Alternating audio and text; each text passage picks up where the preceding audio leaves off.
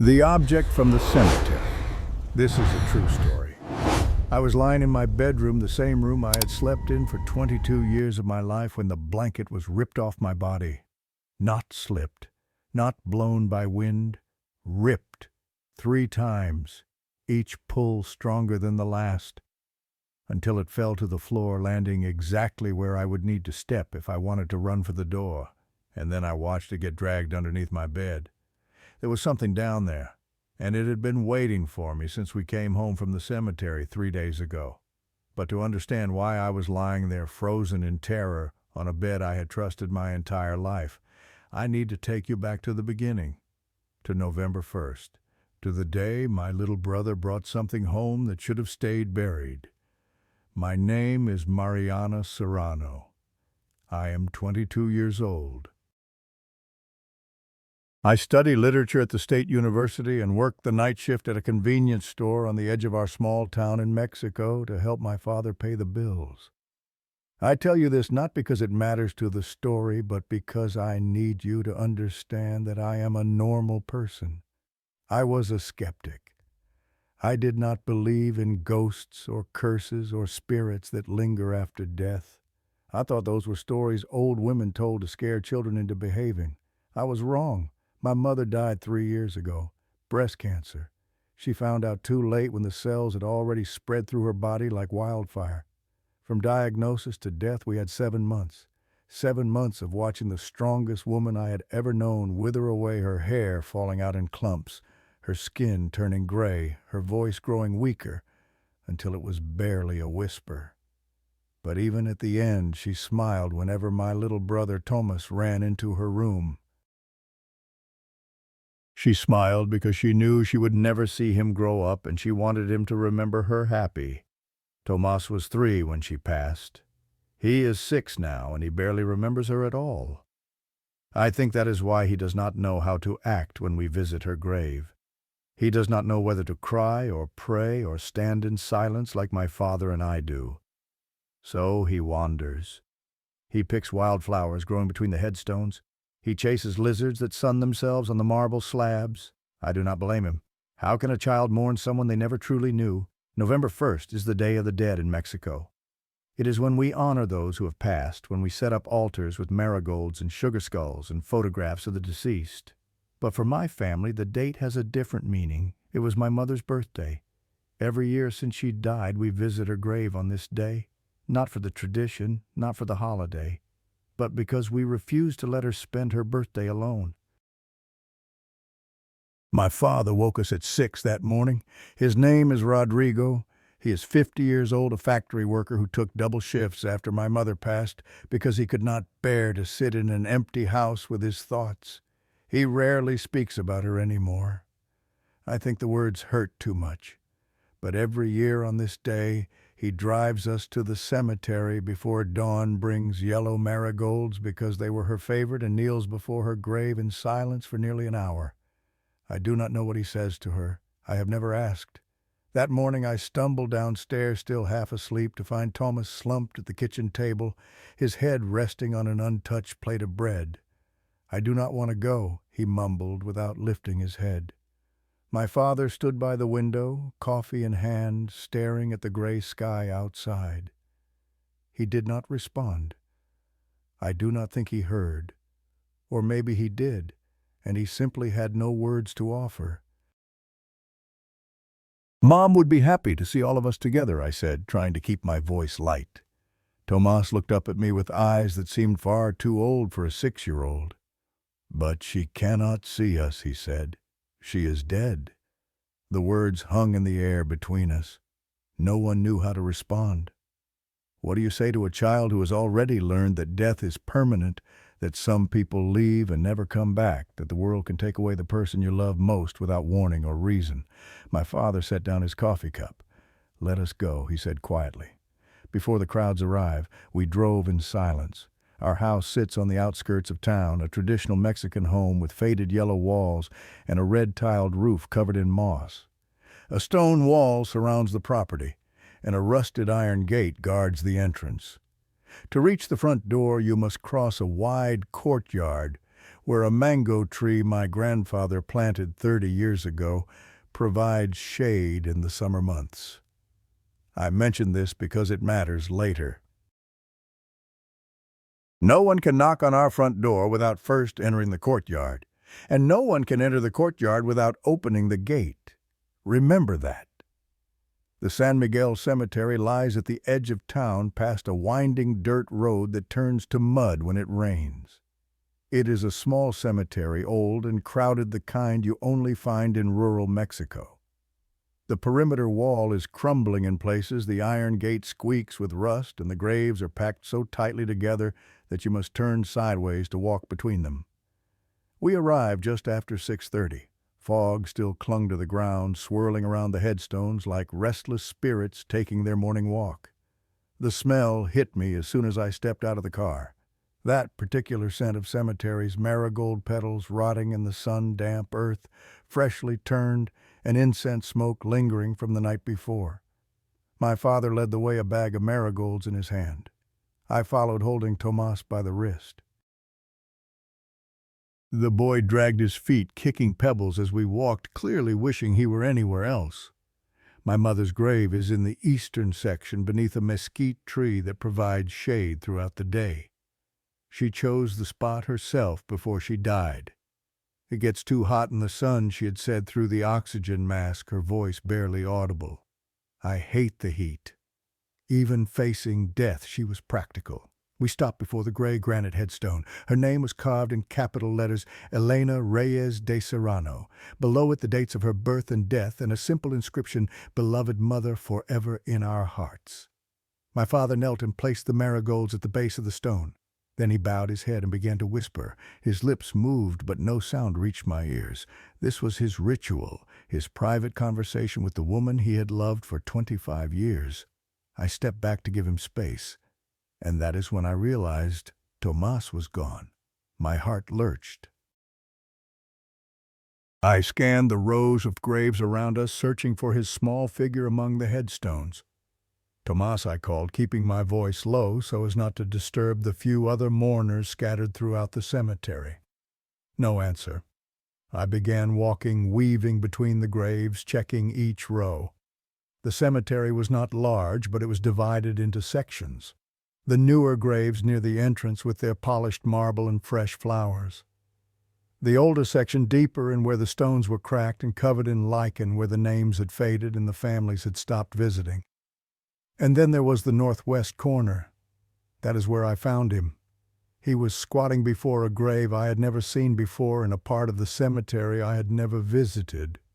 To reach it, I had to push through overgrown weeds and step over toppled headstones that no one had bothered to write. The perimeter wall here was crumbling bricks scattered on the ground, and wild thorn bushes grew thick enough to tear clothing. "Thomas," I said sharply, "why did you run off?" He looked up at me, his face showing no guilt whatsoever. "I found something," he said. He raised his hand. On his small palm sat a metal sphere. It was roughly the size of an adult's fist, made of some yellowish metal that might have been brass or bronze, though time had turned it dull and dark. The surface was covered in intricate spiral patterns, all of them converging toward a hollow circle at the center.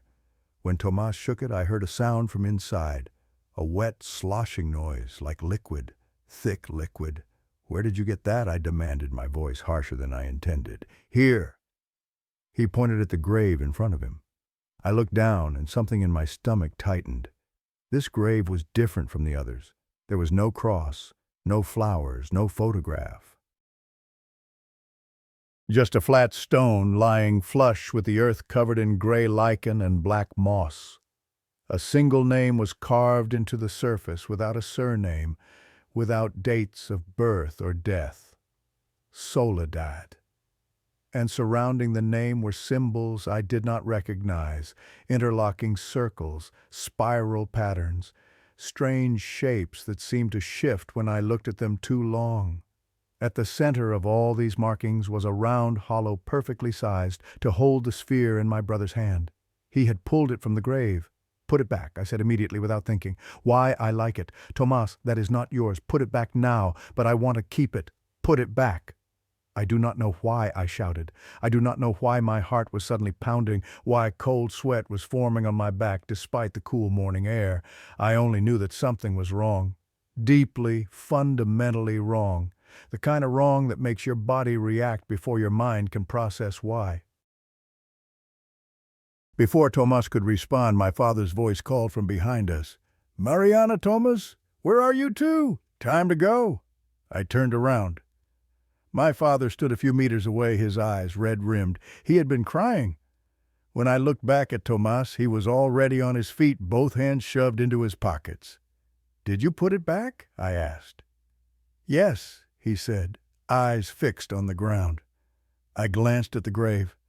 The hollow at the center was still empty, but I was tired, emotionally drained from visiting my mother's grave, eager to leave this overgrown corner of the cemetery. So I grabbed my brother's hand and pulled him away. If I had checked his pockets, everything would have been different. If I had looked closer at the name Soledad and asked questions. If I had listened to my instincts. But I did not. And that night when we returned home, something followed us. We arrived back at the house around 10 in the morning. The rest of the day passed in a heavy silence, the kind that settles over a family that does not know how to talk about what they are feeling. My father cooked lunch, a habit he had developed after my mother's death. Before, she always cooked. She was the best cook in our neighborhood, everyone said so. Now my father forced himself to learn, though the meals were often burned or under-seasoned. None of us complained. Tomas watched cartoons all afternoon. I read a book in my room. My father disappeared into the garage, probably to work on the car or simply to find a place where he could be alone with his grief. By evening, we ordered pizza. It had become our small tradition on this day, a way of breaking routine, of marking my mother's birthday in our own quiet way. Tomas ate 2 slices before falling asleep on the sofa, tomato sauce still smeared on his chin. My father and I sat across from each other in the living room, the television playing some program neither of us watched. "Are you okay?" he asked. "I am fine. What about you?" He did not answer. He just stared out the window at the darkness that had swallowed the courtyard. "Sometimes I still think she is going to walk in through the kitchen door," he said, his voice distant. "I still hear her calling my name from the bedroom. I know it is just in my head, but I hear it." I did not know what to say. My father rarely opened up like this. "Dad," I began, and then we heard it. Knock, knock, knock, 3 sharp knocks on the front door. Deliberate, measured. My father and I looked at each other, both confused. "Who is knocking?" I asked, though I already knew the question was absurd. To understand why, remember what I told you about our house. The stone wall, the iron gate, the courtyard you must cross to reach the front door. The gate was locked. We had not unlocked it since we returned from the cemetery. No one could be standing at our front door unless they had already entered the courtyard. And no one had. My father stood and walked quickly toward the door. I followed, my heart beginning to race. He opened it. No one was there. He stepped into the courtyard, looking left and right. I stood on the threshold, my eyes scanning every shadow. "The gate is still locked," my father said, his voice uncertain. No one came in. Maybe it was a branch hitting the wall, I offered, grasping for any rational explanation.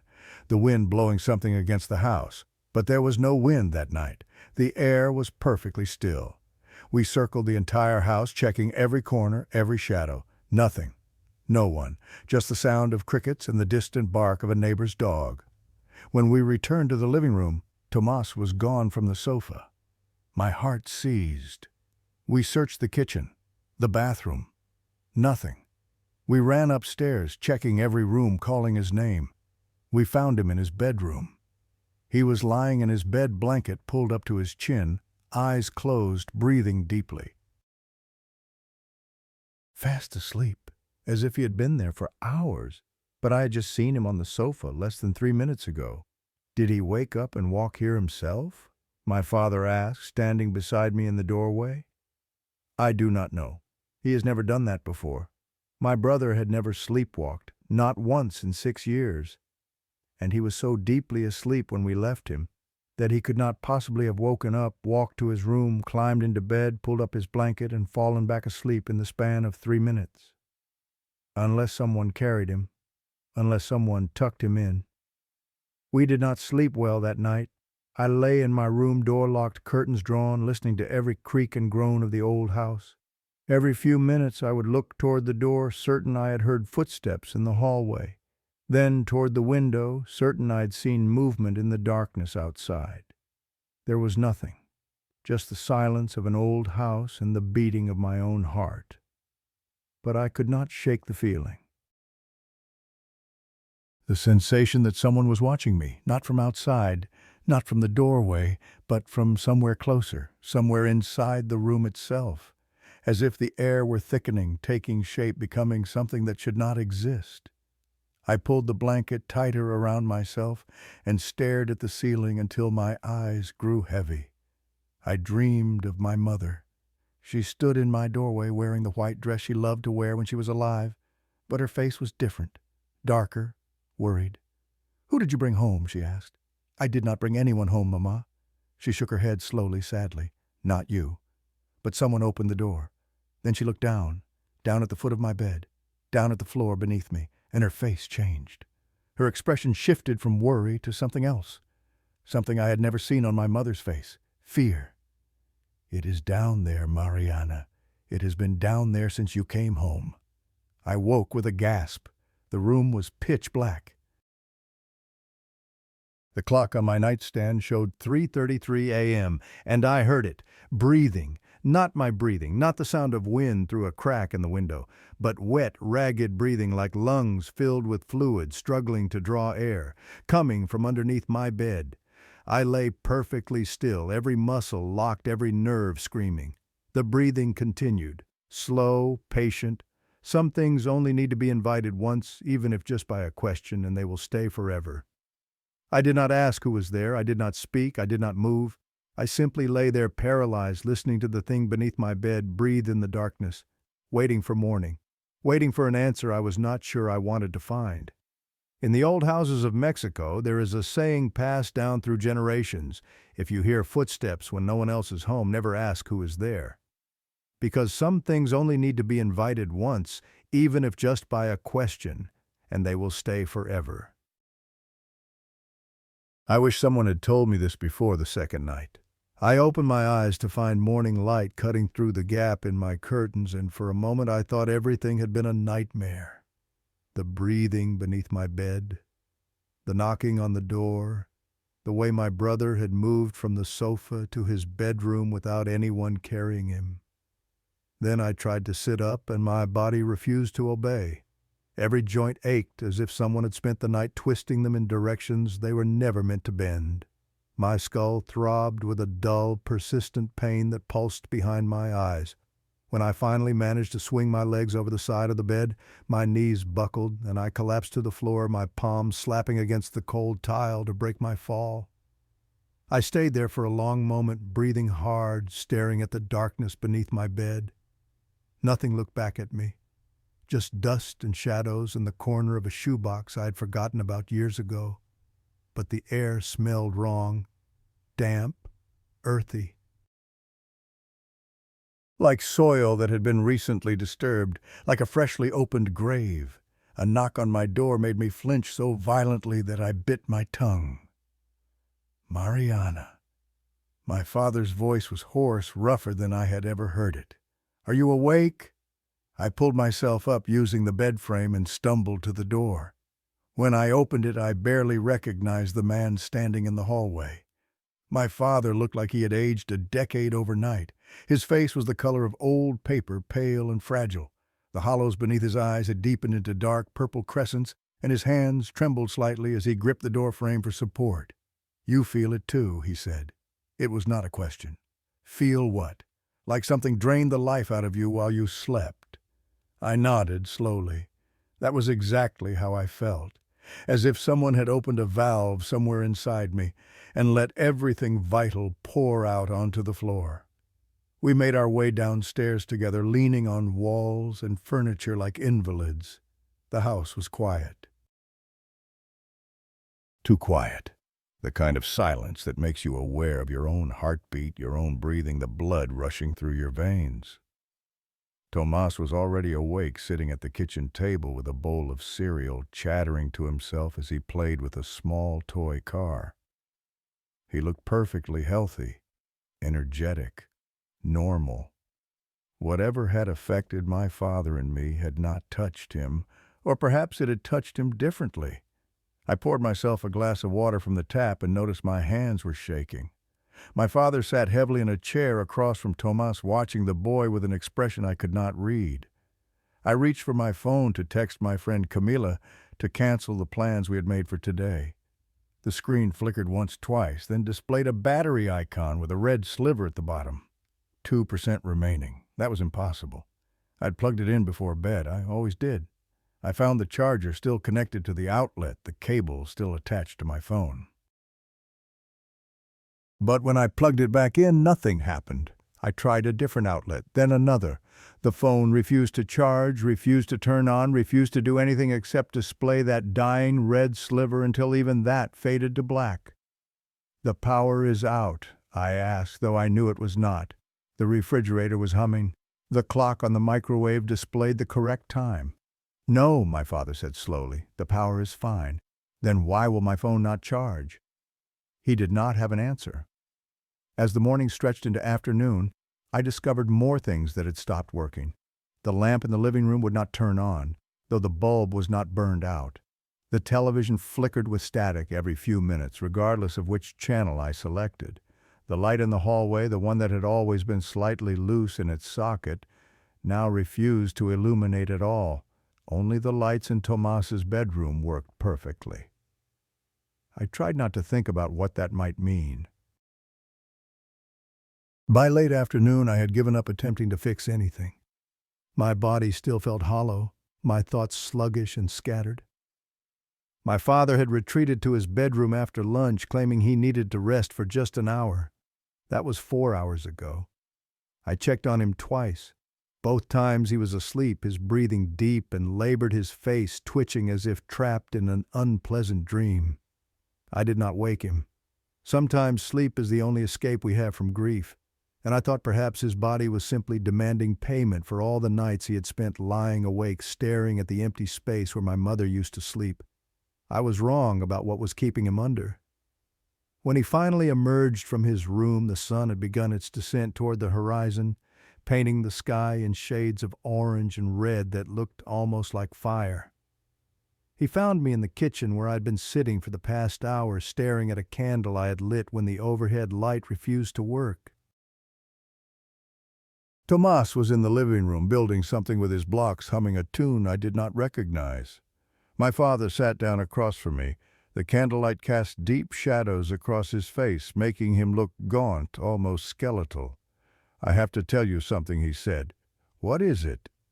He closed his eyes for a moment, as if trying to organize his thoughts, or perhaps trying to find the courage to speak them aloud. "I dreamed," he began, "all day. Not different dreams.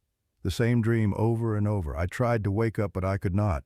It was like being trapped in a room with no doors, watching the same scene play out again and again. What did you see, our house?" He opened his eyes, and in the flickering light I saw something I had never seen in my father's eyes before. Fear. I was standing in the courtyard looking at our house from outside, and there was something walking around it, walking around the house slowly, one step at a time. It circled the entire building, passing every window, every door. And it kept circling, for hours, for the entire day. It never stopped. I felt cold fingers trace down my spine. Did you see what it was? Not clearly, just a shape. A dark figure, tall and thin, wrapped in something black. A cloak or a shroud, I could not tell. But the way it moved was wrong. It did not walk like a person walks. It glided, like it was sliding across the ground instead of stepping on it. He paused, his jaw tightening. It stopped at every entrance, every window, every door. It did not try to come in. It just stood there testing, waiting, like it was looking for an opening. Maybe it was just a nightmare, I said, though I did not believe my own words. "We are both exhausted. We visited the cemetery yesterday. It makes sense that we would dream about death." My father shook his head. That is not all. In the dream, when the sun went down, it stopped in front of the main door. He looked at me, and the fear in his eyes deepened into something closer to terror. Then the door opened. Neither of us spoke. The candle flame danced between us, casting wild shadows on the walls. I heard footsteps, my father continued. In the dream.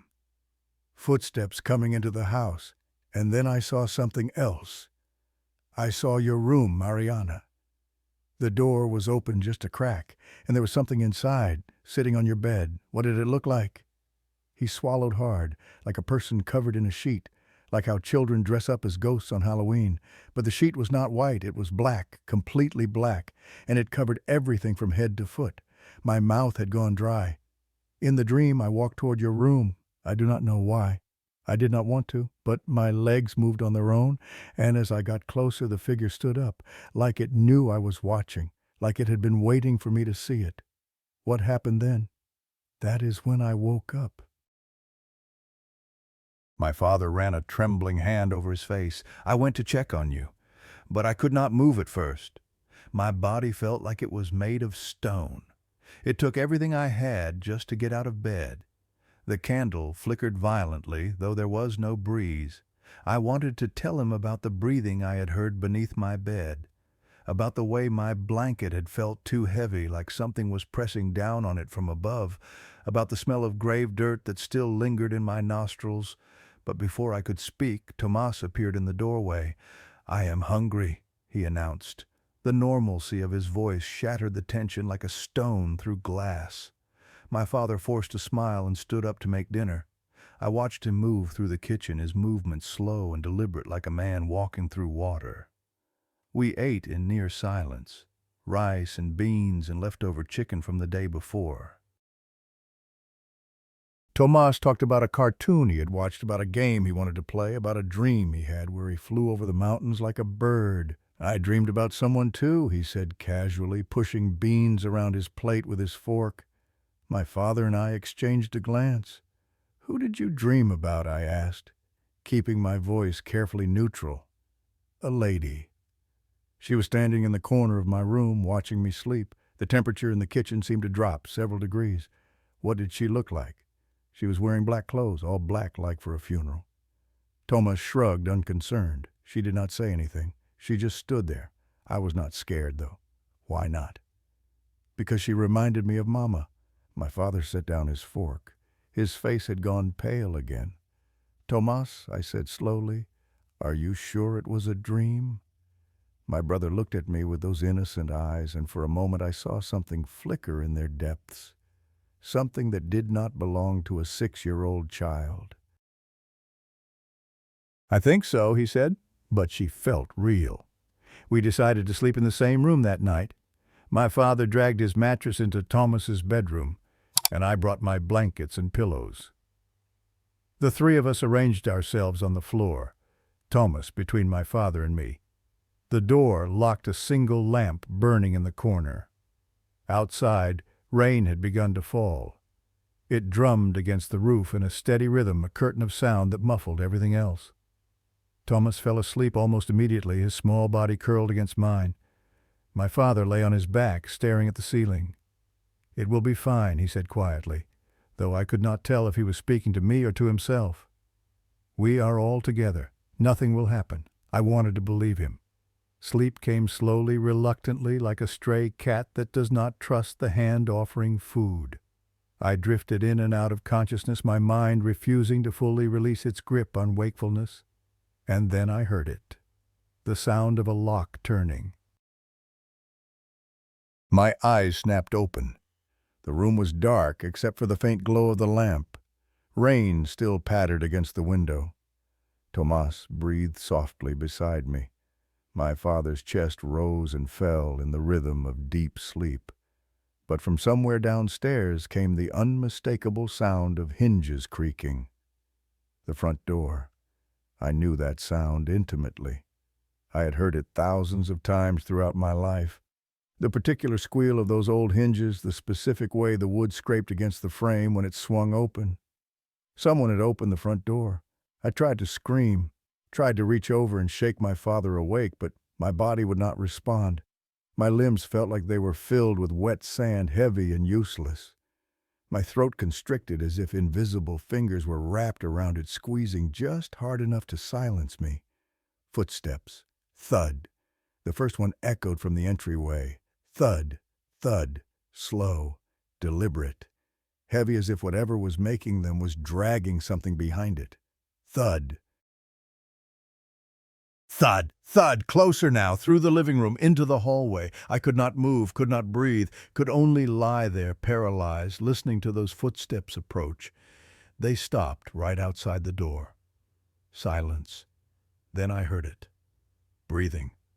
Not the breathing of a person, something wetter, raspier, like lungs that were filled with fluid struggling to draw air through waterlogged tissue. The breathing came from just beyond the door, so close that I imagined I could feel the wood vibrating with each exhale, and then laughter, a small, high-pitched giggle, like a child playing hide and seek. But there was something wrong with it. The pitch was too high, the duration too long, as if whatever was laughing did not understand how laughter was supposed to work. The giggling continued for what felt like hours, but was probably only seconds. Then the footsteps resumed moving away from our door, continuing down the hallway, toward my bedroom. I heard my bedroom door open. Heard the familiar creak of my mattress as something sat down on it. Then silence. Complete and total silence. I do not know how long I lay there, frozen, waiting for whatever came next. Minutes. Maybe longer. My thoughts grew fuzzy, my consciousness slipping away like water through fingers. When I finally opened my eyes again, gray morning light was seeping through the curtains. My father was already awake, shaking my shoulder, his face white with fear. "Tomas is gone," he said. The space between us where my brother had been sleeping was empty. The blanket was folded neatly, too neatly as if someone had taken great care to arrange it after removing the child who had been lying beneath it. We searched the house, kitchen, bathroom, living room. Nothing. My heart hammered against my ribs with each empty room, each unanswered call of his name. Then we reached my bedroom. My brother was lying on my bed. Perfectly positioned, blanket pulled up to his chin, eyes closed, breathing steady, as if he had been sleeping there all night. But that was not what made me want to scream. It was the footprints. Footprints made of mud. Dark, wet earth pressed into the wooden floor in a clear trail. They began at the living room door, crossed the hallway, entered my bedroom, and ended at the foot of my bed. Bare feet, small like a woman's, and they did not lead back out. Whatever had walked into my room was still there, or it had simply ceased to exist once it reached its destination. Either possibility was terrifying. My father and I stood in the doorway staring at those footprints, neither of us willing to enter. "We need help," he said finally. "This is not normal. This is not something we can handle alone. Who would believe us?" He did not have an answer. I made a decision then. Perhaps it was foolish. Perhaps it was brave. I still do not know which. "I'm going to talk to Mrs. Esperanza," I said. My father looked at me sharply. "The old woman next door? She knows things. Mama always said she had the sight, that she could see what others could not. Those are just stories. So were ghosts until 3 days ago." He could not argue with that. I left the house alone against every instinct screaming at me to stay with my family. My phone was dead. I had no way to call for help if something went wrong. But I needed answers, and Mrs. Esperanza was the only person I could think of who might have them. The old woman lived in a small house pressed against ours, separated by a low stone wall that had been there longer than either building. She was nearly 80 years old, with sharp eyes that missed nothing, and a memory that stretched back to times most people in our town had forgotten. My mother used to visit her often before she got sick. They would sit in her kitchen for hours, drinking tea and talking about things my mother never shared with anyone else.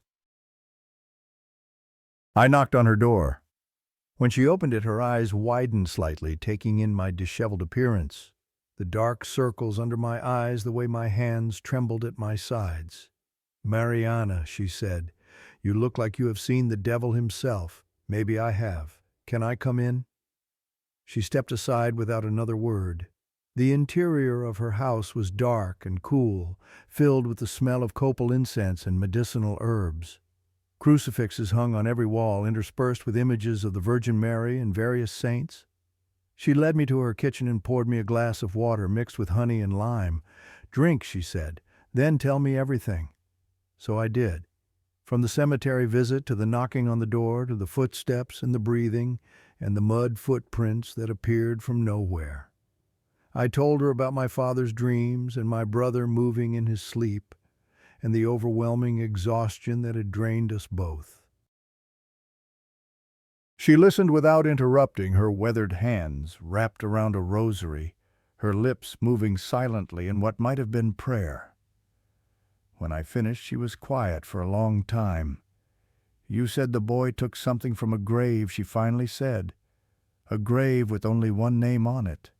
"Yes, Soledad. Do you know it?" She closed her eyes, and when she opened them again, they were filled with something I had never seen before. Not fear exactly, something deeper, something older. "I know that name," she said slowly.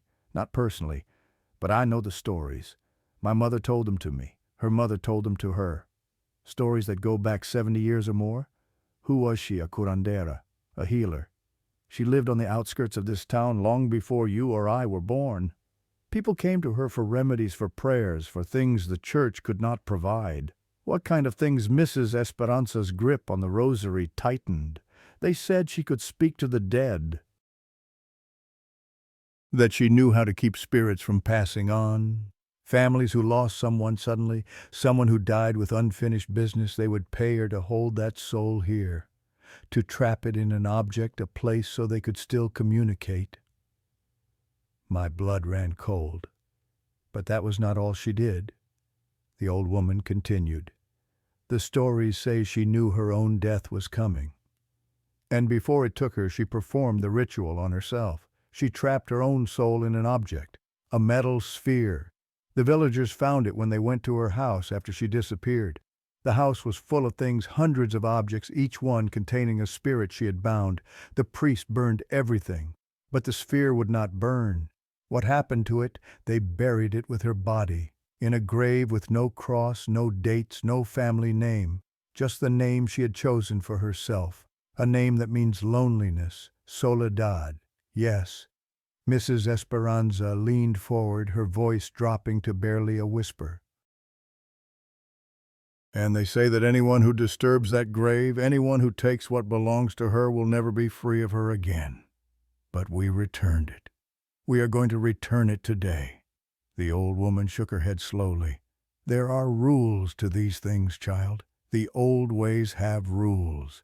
If something is taken from the dead, it must be returned before 3 sunsets. After that, the door is open.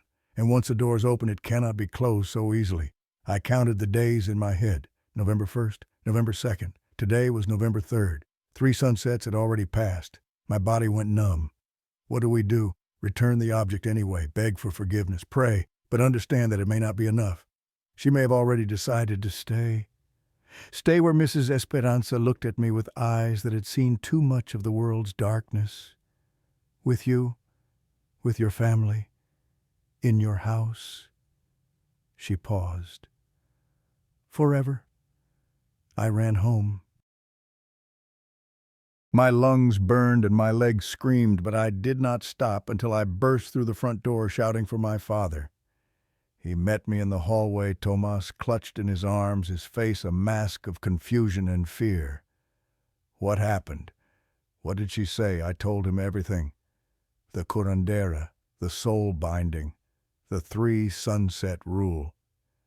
By the time I finished, he had gone so pale I thought he might faint. "Tomas," he said, his voice shaking but firm, "did you take something from the cemetery? Something you did not tell us about?" My brother's eyes went wide. "I told you to put it back," I said, trying to keep my voice steady. "You told me you did. Where is it?" For a long moment, Tomas did not move. Then slowly he wriggled out of my father's arms and walked to his bedroom. We followed. He went to his dresser, opened the bottom drawer, and reached beneath a pile of folded clothes. When he turned around, the metal sphere was in his hands. It looked different than I remembered. The brass surface seemed darker, tarnished, and the spiral patterns carved into it appeared to move slightly when I was not looking directly at them. The hollow circle at the center was still empty, but something about it drew my gaze, made it difficult to look away. I wanted to keep it, Thomas said quietly. It was pretty, and it made sounds. What kind of sounds? He shook the sphere gently. I heard it again. That wet, sloshing noise from inside. But this time there was something else beneath it, something that might have been a whisper or a laugh. My father took the sphere from my brother's hands. His face contorted as his fingers touched the metal. "It is warm," he said, his voice tight. "It feels like skin. We need to take it back. Now." He nodded. "Get in the car." As we walked toward the front door, I glanced back at the sphere in my father's hands, and I saw it, just for an instant, just a flash in the corner of my vision. A face inside the metal, behind the dark surface. Watching me. It was smiling. There is an old belief among the indigenous people of Mexico that when you take something belonging to the dead, you must return it before the sun sets 3 times. After that, the doorway between worlds remains open. And once a door is open, closing it requires more than simply putting things back where they belong. We had already let 3 suns set, and now we were racing against something far worse than a deadline. The drive to the cemetery took 20 minutes, but it felt like hours. My father gripped the steering wheel so tightly his knuckles had turned white, his eyes fixed on the dirt road ahead. I sat in the passenger seat, the metal sphere wrapped in cloth on my lap, trying not to think about the warmth radiating through the fabric. Behind us, Tomas was silent for the first time since we got in the car. Then he spoke. "I'm scared," he said, his voice small and thin. "Scared of what I turned to look at him. She is going to be angry." "Who, the lady from the grave? She comes to my room every night." My father swerved slightly, the car's tires kicking up a spray of red dust. "What do you mean every night?" His voice was sharp, controlled panic barely concealed beneath the surface. "You said you dreamed about her once." Tomas shook his head slowly. His eyes, usually so bright and innocent, had taken on a distant quality that made him look far older than 6. "It was not a dream. She stands in the corner, by the window. She watches me sleep. Why did you not tell us? I thought she was like Mama." Tomas's lower lip trembled.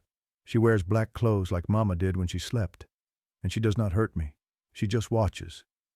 The car fell silent except for the rumble of the engine and the crunch of gravel beneath the tires. I wanted to reach back and hold my brother to tell him everything would be okay, but my hands would not move. They stayed frozen on the cloth-wrapped sphere, feeling the impossible warmth pulse against my palms like a second heartbeat. "Does she ever say anything?" I finally asked. Tomas nodded. "What does she say?" He looked at me then, and for just a moment his eyes flickered.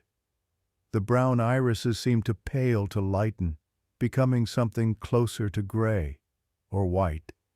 "She says she has been alone for so long. She says she finally found a family." My father pressed the accelerator harder.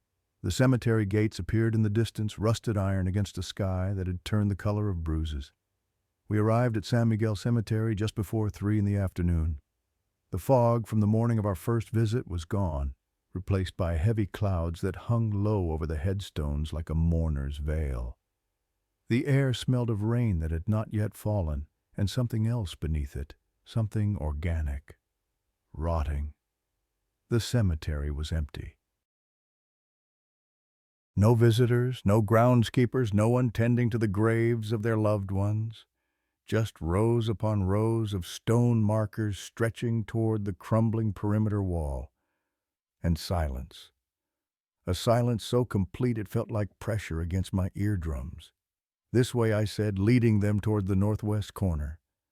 The same path I had taken 3 days ago when I found Tomas squatting before that unmarked grave. We walked quickly, weaving between headstones, stepping over offerings that had been left for the Day of the Dead and were now wilting in the humid air. Marigold petals clung to our shoes, candle wax crumbled beneath our feet. The newer section gave way to the older one. Polished marble became weathered stone. Fresh flowers became dead weeds. The names on the graves grew harder to read, eroded by decades of rain and wind. We reached the northwest corner. I stopped. "It is not here," I said.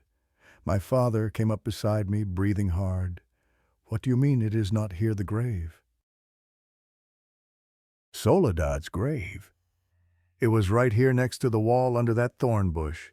But there was nothing, just bare earth and wild grass and the scattered remains of headstones that had long since fallen and been forgotten. "This is impossible." "Tomas, you remember where it was. Show us." My brother walked forward slowly, his small feet leaving prints in the soft soil. He stopped at a patch of ground that looked no different from any other. "It was here," he said, pointing down. "Right here. This is where I found the ball." There was no grave, no flat stone, no carved name, nothing but dirt and weeds. "Maybe we are in the wrong section," my father said, though his voice lacked conviction. "Let us search the whole cemetery." So we did.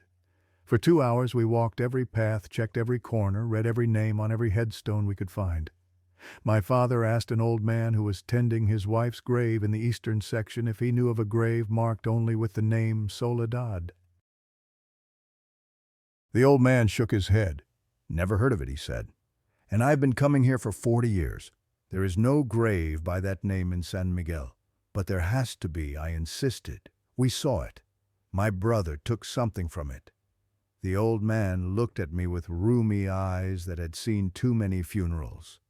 "Sometimes," he said slowly, "the dead do not want to be found. And sometimes they hide until they are ready to show themselves." He turned back to his wife's grave without another word. We kept searching. The clouds grew darker. Thunder rumbled in the distance. My legs ached and my throat burned with thirst, but I could not stop. The sphere in my hand seemed to grow heavier with each passing minute, as if whatever was inside knew we were trying to return it and was resisting. "We should go," my father finally said. "We can come back tomorrow with more people. With a priest, maybe." "No." I shook my head violently. "We cannot wait. Every day we keep this thing, she gets stronger." "We have to find the grave today. Mariana, look at the sky. It is going to storm. Thomas is exhausted. We need to go home and figure out another plan." I wanted to argue, wanted to scream that going home meant spending another night with that thing in our house watching us waiting. But my father was right. Tomas could barely stand. His face was pale and drawn, his eyes half closed with fatigue. "Fine," I said, "but we come back at dawn, and we do not stop until we find it." We turned to leave, and that is when I saw it. In a corner we had passed at least 5 times. In a spot where I would have sworn on my mother's grave there was nothing but empty ground. The grave. It was there, the flat stone flush with the earth covered in gray lichen and black moss. The name carved into its surface just as I remembered. Soledad. Surrounded by those strange symbols, those interlocking circles and spiraling patterns that seemed to shift when you looked at them too long. And at the center, the hollow circle, empty, waiting. My father saw it too. His face went slack with disbelief. "That was not there," he whispered. "We walked past this spot multiple times. It was not there. It does not matter." I was already moving toward it, the sphere clutched against my chest. "It is here now." I knelt before the grave. The stone was cold beneath my knees, colder than it should have been on a humid afternoon. The carved symbols seemed to pulse faintly, though that might have been my imagination or my fear. My father knelt beside me. Tomas hung back, clutching his father's shirt, his eyes wide with terror. "We are sorry," my father said, his voice cracking. My son did not know. He is just a child. He did not understand what he was doing. He unwrapped the cloth from the sphere. In the gray light of the coming storm, the metal looked almost alive. The spiral patterns on its surface writhed like snakes. The warmth radiating from it was stronger now, almost hot. "Please forgive us," he continued. "We are returning what was taken. We mean no disrespect." He reached toward the hollow in the center of the stone. The moment the sphere touched the grave, the temperature dropped. Not gradually, not like a cold breeze passing through. It plummeted instantly, as if we had stepped into a freezer. My breath misted in front of my face. Frost formed on the grass around the headstone, and I felt it. Eyes on my back. A presence so heavy it was almost physical, pressing down on my shoulders, forcing my head to bow. My father placed the sphere into the hollow. It fit perfectly, like a key sliding into a lock, like it had never been removed. For a long moment, nothing happened. We knelt there, shivering, waiting for some sign that our offering had been accepted. Then Thomas screamed. I spun around. My brother was pointing at something behind us, his face contorted with terror, his mouth open in a shriek that seemed to go on forever. I looked. There was nothing there, just the rows of graves, the crumbling wall, the darkening sky. But Thomas kept screaming, kept pointing his eyes fixed on something we could not see. She is right there, he sobbed when he finally ran out of breath. She is standing right there. She is smiling at me. My father grabbed him, lifted him into his arms, began backing away from the grave. We need to go, now. We ran. Through the cemetery, past the headstones, over the offerings and the candle wax and the rotting marigolds. We did not stop until we reached the car. As my father started the engine, I looked back at the cemetery. In the northwest corner where Soledad's grave lay, I saw something. A figure. Tall and thin, dressed in black, standing motionless among the headstones. It raised one hand, and it waved. We drove to my mother's grave before leaving.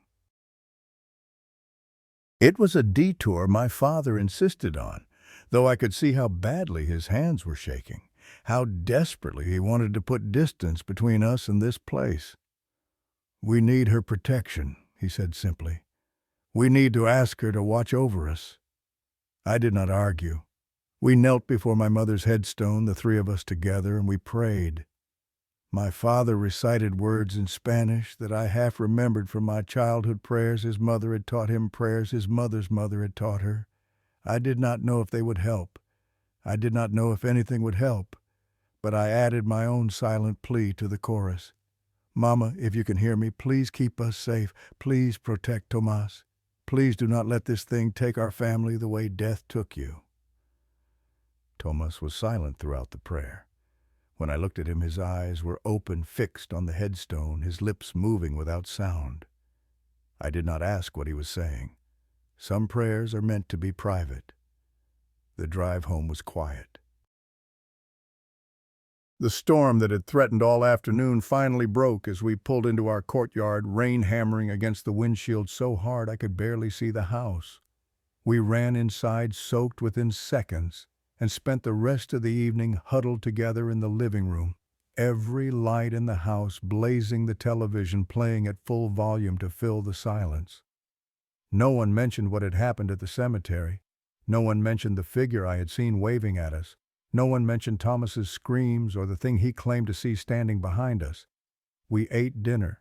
We watched a movie. We pretended everything was normal. And when night came, we all slept in my father's room again, the three of us pressed together on his bed, the door locked, a candle burning on the nightstand because none of us trusted the electric lights anymore. I did not sleep well. Every sound made me flinch. Every shadow seemed to move when I was not looking directly at it. But the night passed without incident. No footsteps, no breathing, no laughter in the hallway. When I woke the next morning, sunlight was streaming through the windows, and for the first time in days I felt something close to hope. Maybe it was over. Maybe returning the sphere had worked. Maybe Soledad had finally gone back to her grave and would leave us in peace. 2 weeks passed. 2 weeks of almost normal life. My father returned to work. I went back to my university classes. Tomas started attending school again, chattering about his friends and his teachers and the games they played at recess. The lights in our house worked properly. My phone charged without issue. The air no longer smelled of grave dirt and decay. I started to believe we had escaped. I should have known better. The first sign came on Christmas morning. My father had taken Tomas to visit my grandmother early that day, leaving me alone in the house to sleep in after working a late shift at the convenience store. I woke around 10 to the sound of someone knocking on the front gate. When I went to answer it, I found my Aunt Lucia and her husband Eduardo standing in the courtyard, their arms full of presents and a basket of cookies. Aunt Lucia was my mother's best friend, not a blood relative, but family in every way that mattered. She had been coming to our house every Christmas since before I was born, bringing gifts and food and stories about my mother that made us laugh and cry in equal measure. "Mariana," she exclaimed, pulling me into a hug, "you look so thin. Are you eating enough?" "I am fine, Aunt Lucia. Come in, come in." Eduardo stayed outside to help me fix a strand of Christmas lights that had fallen from the eaves. Lucia went inside alone, carrying the presents to put under our small tree. She was gone for less than a minute. When she came back out, her face was the color of old milk. Eduardo rushed to her side. "What happened?" "There is someone inside," she whispered. My blood turned to ice. "Someone inside. What do you mean in the living room? Behind the Christmas tree, sitting in the dark." I grabbed Eduardo's arm to steady myself. What did they look like, a woman? She was just sitting there, not moving, not speaking. But she was smiling at me. My aunt's hands were trembling violently. The smile was wrong, Mariana, too wide, like her face was being stretched, like she was not really smiling at all, but showing me all her teeth. Eduardo picked up a wooden pole leaning against the wall and went inside. I followed, my heart pounding so hard I could feel it in my throat. The living room was empty. We checked behind the tree, behind the furniture, in every corner and shadow. Nothing. No woman. No one at all. But the air in the room was cold. Far colder than the rest of the house. And there was a smell I recognized immediately. Damp earth, decay. The scent of an open grave. I could not tell my aunt the truth. What would I say that my 6-year-old brother had stolen a soul-trapping artifact from a dead witch, and now her ghost was haunting our house? She would think I had lost my mind. So I lied. I told her I had been playing a prank, that I had set up a dummy behind the tree as a joke. She did not believe me.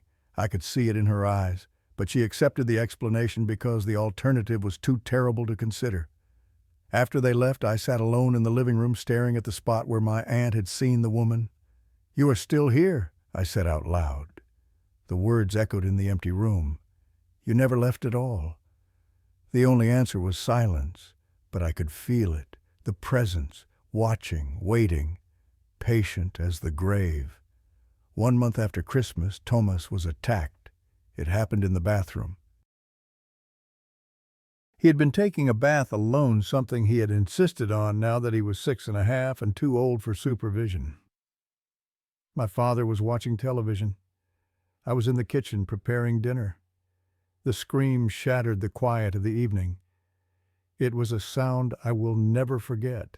Not fear, not surprise, pain.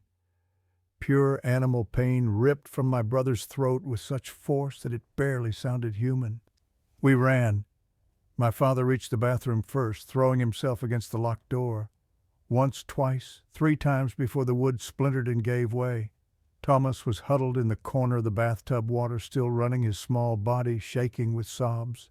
His hands were pressed against his head, and between his fingers I could see blood. "Someone pulled my hair," he wailed.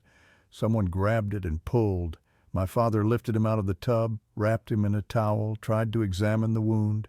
I stood frozen in the doorway, my eyes fixed on the bathroom floor. A clump of black hair lay on the white tiles. My brother's hair, torn out by the roots. The ends were wet with blood where the follicles had been ripped from his scalp. The bathroom door had been locked from the inside. The window was closed and latched. There was no one in the room except Tomas. But someone had grabbed his hair with enough force to tear it out. Someone had hurt my baby brother while he was alone and vulnerable and naked in the bath, and I knew exactly who. We took Thomas to the hospital. The doctors cleaned the wound, applied antiseptic, asked careful questions about how such an injury could have occurred. My father told them Thomas had caught his hair in the drain and panicked, pulling too hard when he tried to free himself. They did not believe him. I could see it in their eyes, the suspicion, the concern. They thought we had done this, that we were hurting our own child. But what could we say? The truth was impossible, and the lie was all we had. That night after we brought Thomas home, after we had tucked him into bed between us and promised him nothing would hurt him again, I made a decision. I would face Soledad myself. Not because I was brave. I was terrified. Every part of me wanted to run to leave this house and never come back to pretend none of this had ever happened. But Tomas was just a child. He had done something foolish, something any curious 6-year-old might do. And now he was being punished for it, hurt for it. I could not let that continue. If Soledad wanted someone to torment, she could torment me. 6 weeks after the bathroom incident, on a night when my father had finally agreed to let Thomas sleep in his own room again, I decided to stay in my bedroom, alone. The day had been quiet. No strange sounds, no cold spots, no glimpses of shadows that should not exist. For almost a month, nothing unusual had happened. The wound on Thomas's scalp had healed. The fear that had gripped our household had begun to loosen its hold. I almost believed it was over. I went to bed around 11, leaving the small lamp on my nightstand burning. The rain that had threatened all day finally began to fall, pattering against my window in a rhythm that should have been soothing. Sleep came slowly, reluctantly, like it always did now. I dreamed of my mother. She was standing in our kitchen cooking something that smelled like Sunday mornings, humming a song I half remembered from childhood. When she turned to look at me, her face was not her own. It was gray and withered, the skin stretched too tight over the bones, the eyes sunken and dark. "Run," she said, but her lips did not move. "Get out of the house. Now!" I woke with a gasp. The lamp had gone out. The room was pitch black except for the faint glow of streetlights filtering through the rain-streaked window. The clock on my nightstand read 2:47 a.m., and I heard it. A sound from above. From the ceiling, scratching, slow and deliberate, like fingernails dragging across wood. Scritch! I stopped breathing. Scritch! Scritch! The sound moved across the ceiling, directly over my bed. Scritch! Scritch! Scritch! I did not want to look up. Every instinct screamed at me to keep my eyes closed, to pull the blanket over my head, to pretend I was still asleep, and hope it would go away. But I looked. God help me, I looked. She was there, hanging from the ceiling directly above me, not suspended by ropes or wires, not clinging to the plaster with hands or feet, just hanging there, defying gravity, her body parallel to mine, her face inches from my own. Her hair fell around us like a black curtain so long it brushed against my cheeks, so cold it felt like ice against my skin. It smelled of earth, of things buried and forgotten, of death. Her face was worse than any nightmare I had ever had. The skin was gray-green, mottled like mold on bread, stretched so thin I could see the skull beneath it. Her eyes were white, not pale, not cloudy, pure, solid white without pupil or iris, but somehow still looking at me, still seeing me. And her mouth was open in a smile that split her face nearly in half. The corners extended past where lips should end, cutting into her cheeks like wounds. Inside, her teeth were black and sharp, too many of them crowding her mouth like a shark's. "I have been waiting for you," she said.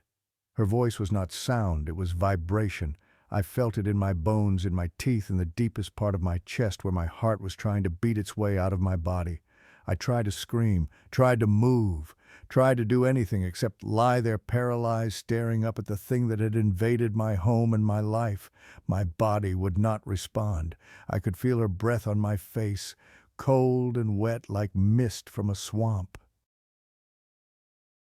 It smelled of rotting flowers and stagnant water and something else beneath it all. Something sweet and cloying that I recognized from the 2 weeks I spent watching my mother die.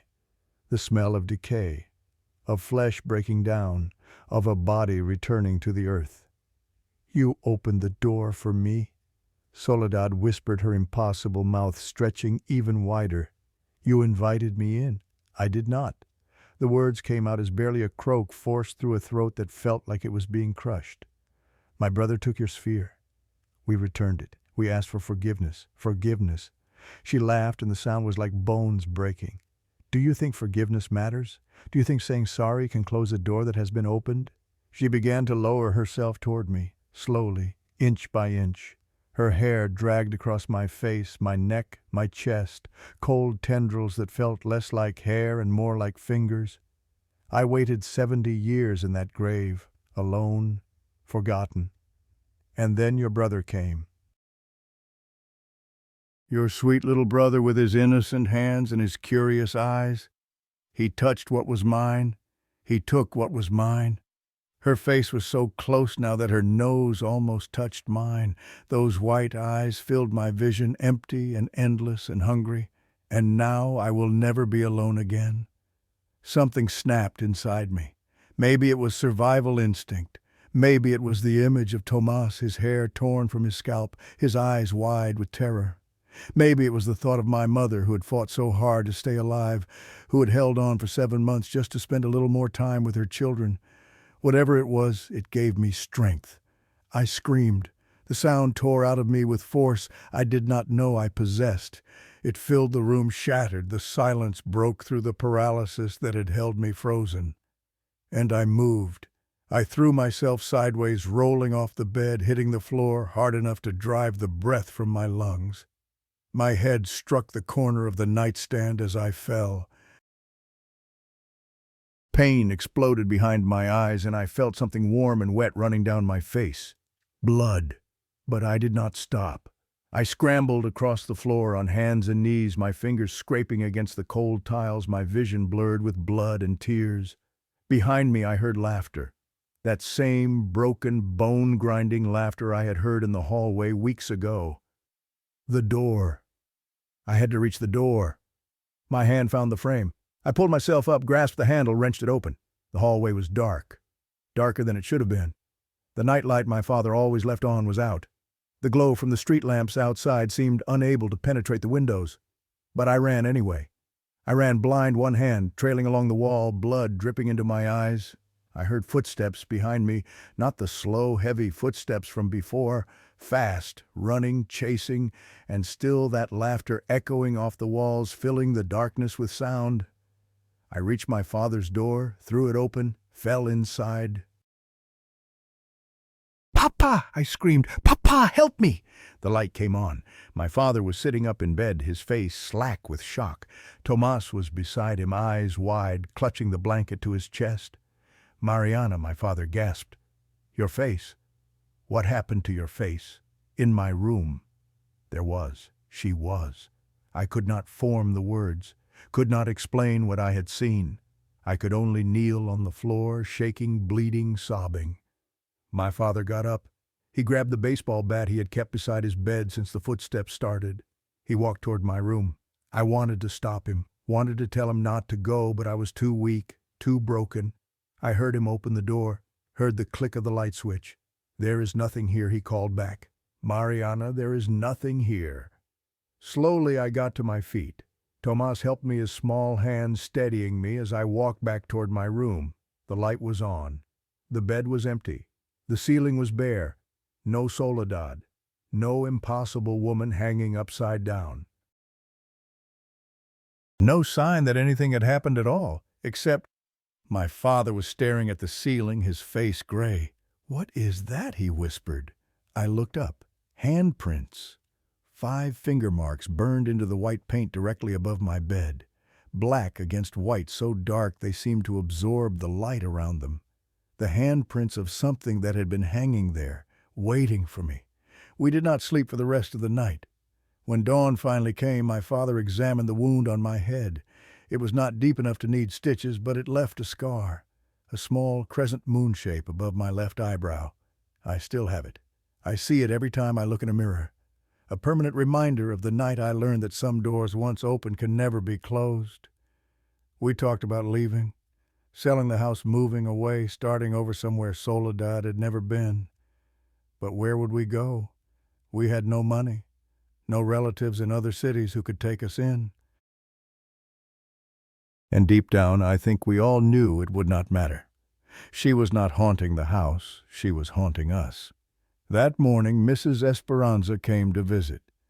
She had seen the lights on all night, she said, had heard my screams, had felt something pass by her window in the darkness, something that made her old bones ache with cold. She listened to what had happened, looked at the handprints on my ceiling, examined the wound on my head. Then she sat down heavily in our kitchen, her weathered hands wrapped around a cup of coffee, and told us what she had not told me before. "There is something else about Soledad," she said. "Something the old stories mention only in whispers. What is it? She did not just trap souls. She fed on them. The spirits she bound, she kept them because they gave her power. Their energy, their essence, whatever you want to call it. She consumed it. That is how she lived so long. That is how she stayed strong." My father's face hardened. "She is feeding on us." "That is why we have been so tired, so weak." Mrs. Esperanza nodded. "And now that she has tasted your family, she will not stop. Not until she has drained all of you, or until you find a way to sever the connection." How, I demanded. How do we sever a connection with something that can walk through walls and hang from ceilings? The old woman was quiet for a long moment. "I do not know," she finally admitted. "The stories do not say. Perhaps there is no way.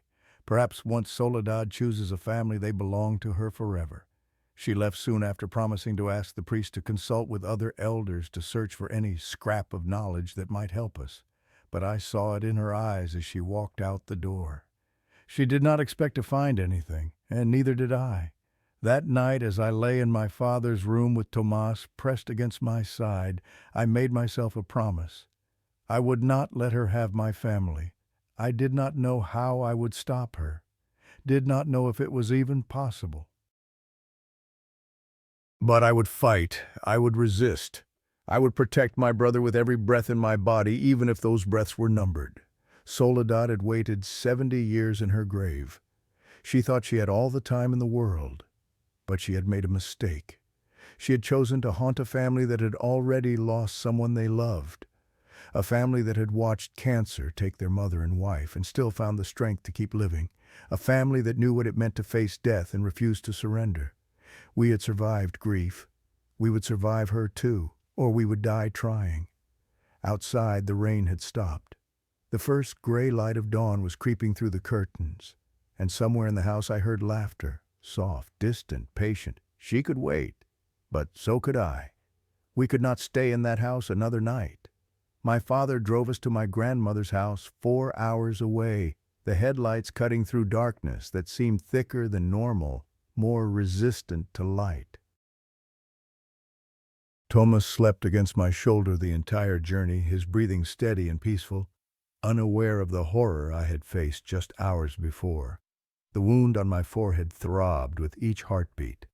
I had cleaned it and applied a bandage, but every time I closed my eyes, I saw her face, those white eyes, that impossible smile, the way her hair had felt against my skin, cold and wet and wrong. I did not sleep during the drive. I was afraid of what I might see if I did. We stayed at my grandmother's house for 7 days. 7 days of pretending everything was normal. 7 days of jumping at shadows and flinching at unexpected sounds.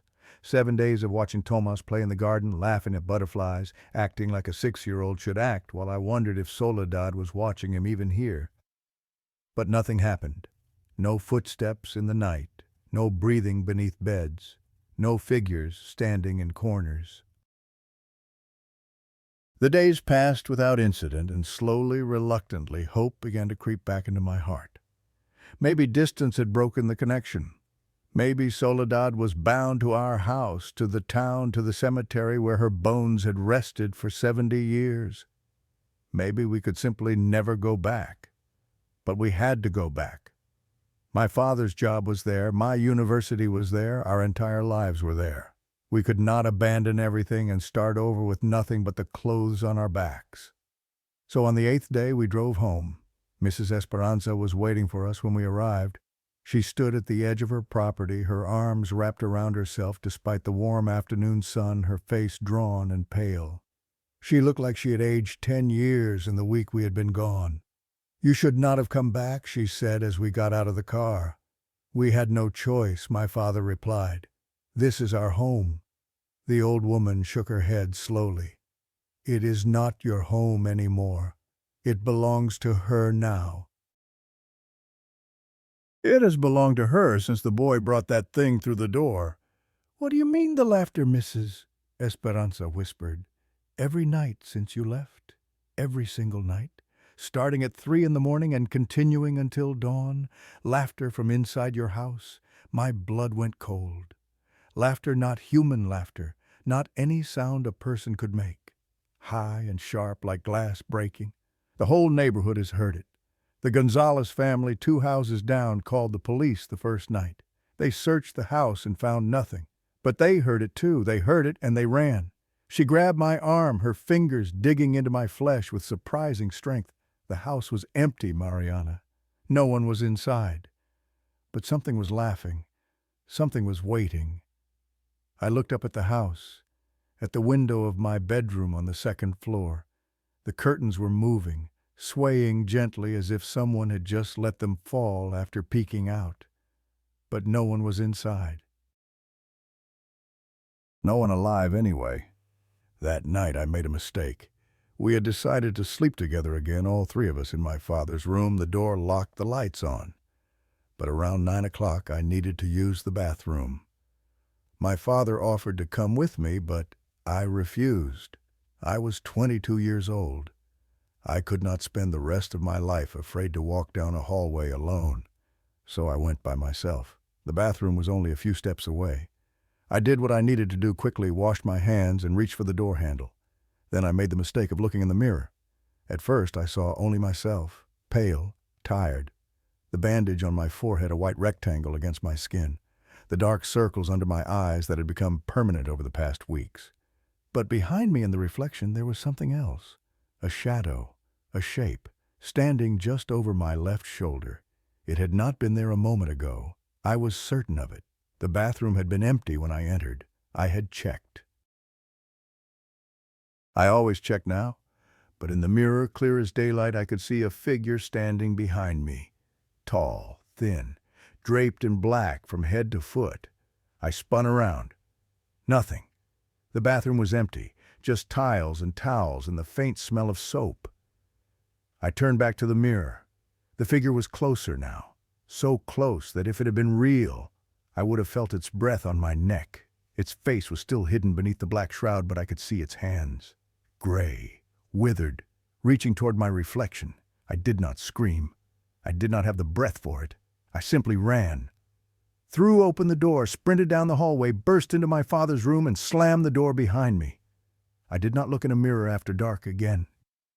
I have learned to live with certain rules since then, rules that have become as natural as breathing. Never sleep alone, never look in mirrors after sunset, never speak her name aloud. Never open a door without first listening to what might be on the other side. These rules do not guarantee safety. Nothing guarantees safety anymore. But they help. They reduce the frequency of the incidents, the severity of the encounters, because she is still here. 6 months have passed since that night in my bedroom. 6 months since I saw Soledad hanging from the ceiling, her white eyes boring into mine, her impossible smile promising an eternity of torment. She has not left. Some nights are quiet. Some weeks pass without incident. We begin to relax, to believe that maybe she has grown bored, that maybe she has found some other family to haunt. Then the footsteps return. The laughter echoes through the halls at 3 in the morning. Objects move on their own. Cold spots appear in warm rooms.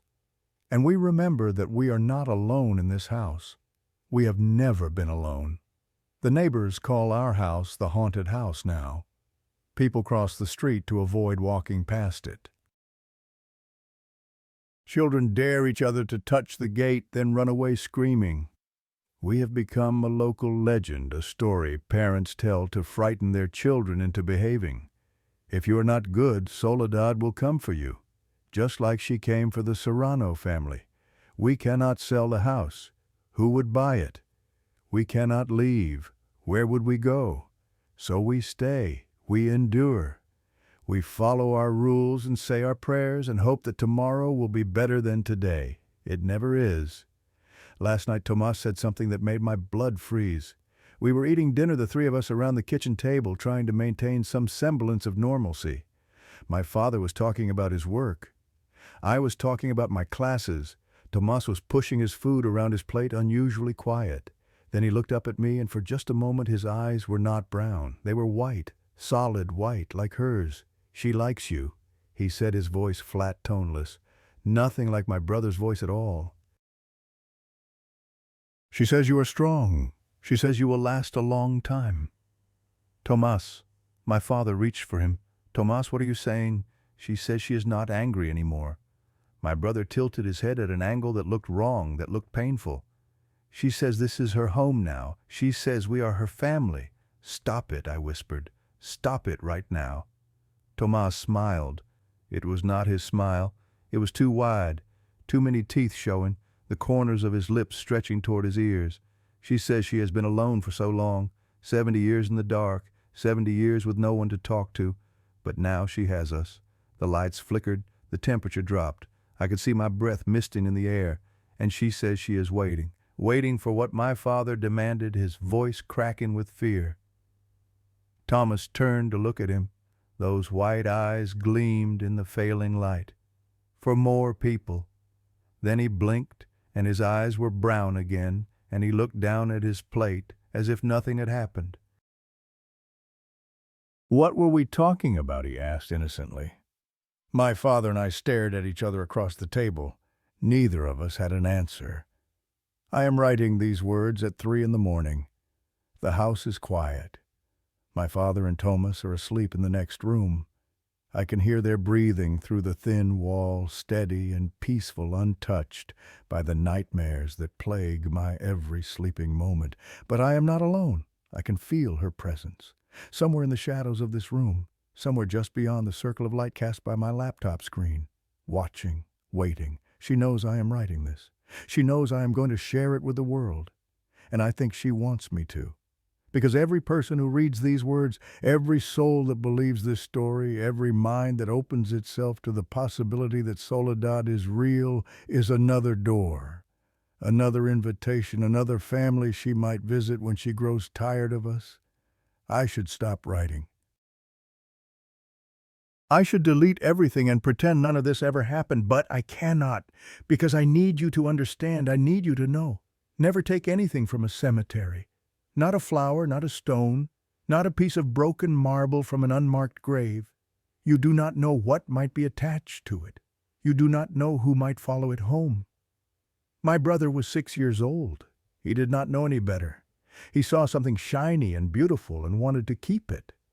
And now we are paying the price for his innocent curiosity. Every night for the rest of our lives we will pay. I hope you never have to learn this lesson the way we did. I hope you never wake to find something hanging above your bed. I hope you never hear laughter in an empty house. I hope you never look in a mirror and see someone standing behind you who is not really there. But if you do, if any of this happens to you, remember what I told you. Never ask who is there. Never invite them in. And never ever look under the bed. I have to go now. My laptop battery is dying and the lights are starting to flicker. But before I do, I want to ask you something. Have you ever experienced anything like this? Have you ever taken something from a place of the dead and felt something follow you home? Have you ever seen a figure in black standing in the corner of your room, smiling a smile that does not belong on any human face? If you have, I want to hear about it.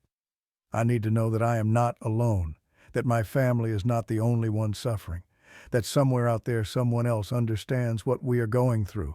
Leave your story in the comments. Share this with anyone who needs to hear this warning.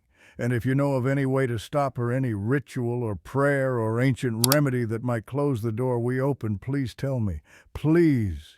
because I do not know how much longer we can survive like this. Wait, did you hear that knock, knock, knock? 3 sounds. Sharp, deliberate, just like the first night, just like how it all began. But this time they are not coming from outside. They are coming from inside the house, from right behind me. I have to go. She is here. She is